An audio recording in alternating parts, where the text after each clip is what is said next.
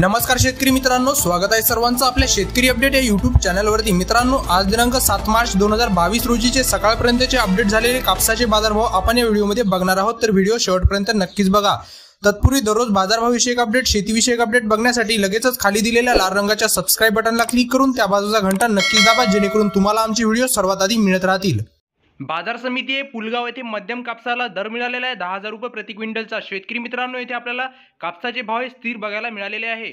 बाजार समिती आहे वर्धा येथे हायब्रिड कापसाला दर मिळालेला आहे 9,750 रुपये प्रति क्विंटलचा। शेतकरी मित्रांनो, येथे आपल्याला कालपेक्षा 0.52% दरवाढ कापसाच्या भावामध्ये बघायला मिळालेली आहे।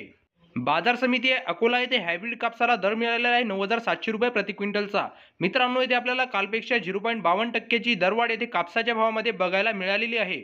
बाजार समिती आहे वरुड येथे हायब्रिड कापसाला दर मिळालेला आहे 9,800 रुपये प्रति क्विंटलचा। मित्रांनो, येथे आपल्याला कालपेक्षा 0.52% कापसाच्या भावामध्ये दरवाढ बघायला मिळालेली आहे।